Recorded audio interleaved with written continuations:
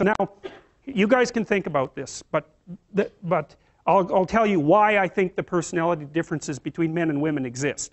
Now, these are speculative hypotheses, but they're reasonably well documented by the relevant literature. So let's think about it. The first thing we might think about is, what's the difference between men and women? Well, how do they differ? Well, the first thing we might observe is that if you look at personality differences between prepubescent boys and girls, they're not very large. Boys and girls don't differ in terms of their trait neuroticism, for example.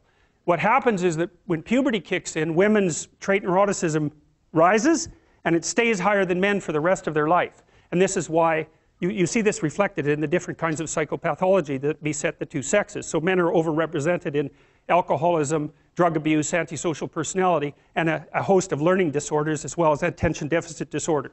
And women are overrepresented in depression and anxiety, primarily. That seems to be tightly associated with higher levels of trait neuroticism, because maybe it's, if you're at the 95th percentile or higher, let's say, in trait neuroticism, there isn't much difference between that and being somewhat prone to depression and anxiety. And because the curves overlap, you know, the curves aren't identical, the normal distributions aren't identical for men and women. You tilt the one to the right, the women's curve to the right towards higher levels of neuroticism. You go out and you look for the person in 20 who has the highest levels of negative emotion. It's much more likely to be female than male. Okay, so let's see if we can figure out why. So I'm going to tell you some things, basic differences between men and women, and you can tell me what you think about it if you agree or disagree.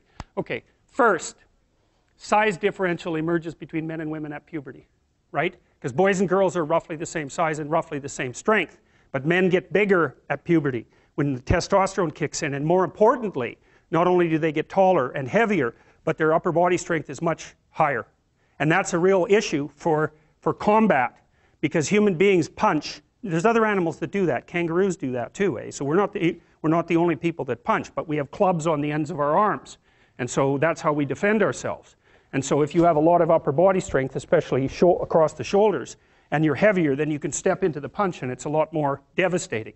Now, it is the case that if you look at the statistics for physical altercations in marriage, women attack their husbands more often than husbands attack their wives.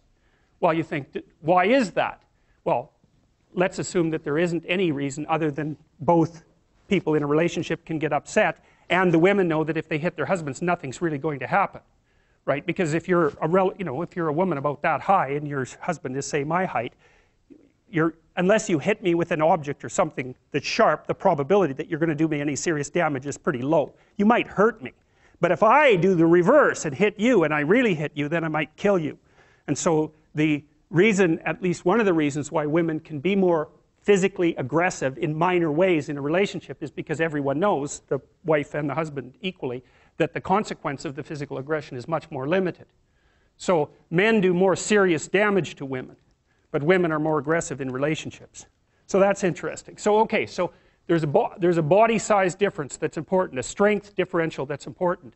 Next thing, I think, so let's assume that the reason that women are higher in sensitivity to negative emotion is because the world is actually more dangerous to women, right? Because that would be the most logical reason why there would be a sex difference in something like fear or sensitivity to punishment.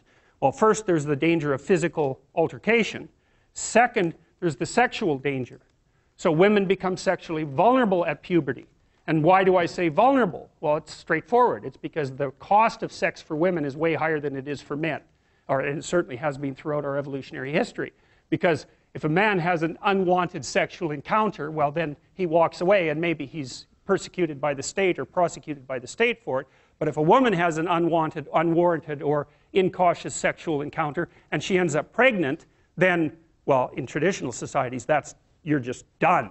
And even in modern societies that are rich like ours, I don't have to go into that. It's big trouble. No matter what you do about it, it's big trouble. So being more nervous about that makes perfect sense. But then here's the last thing. And I think that women's nervous systems are not adapted to women. I think women's nervous systems are adapted to the mother-infant dyad.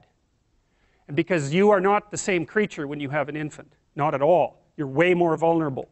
And it's partly because you have to express the vulnerability of the infant, and you also have to care for it, right? So you think about an infant, especially under 9 months. So let's say, how are you going to be wired up if you're going to optimally care for an infant under 9 months? And I'm saying under 9 months because women generally do the bulk of childcare for infants who are under 9 months old. And part of the reason for that, there's a whole host of reasons, but part of the reasons for that, obviously, is that they breastfeed.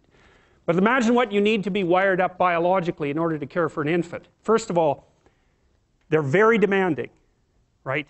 Because they're completely helpless, and they're demanding 24 hours a day, and it's quite a emotional load. And an infant under 9 months is never wrong, right? What you do to an infant under 9 months is when they're in distress, you always respond. You never tell the infant, get your act together and stop whining, right? Which you can do, say, to a child that's 18 months old. You can start having that sort of conversation. But under 9 months, it's like nothing is the infant's fault. It's surrounded in an extraordinarily threatening world, and you have to be responsive to what it needs, regardless of what you want, and you have to be very sensitive to the threats that emerge in the environment. And so I think the price that women pay for that ability to have an intimate relationship with infants in the very earliest stages of development is that their nervous systems are actually wired so that they can perform that role optimally.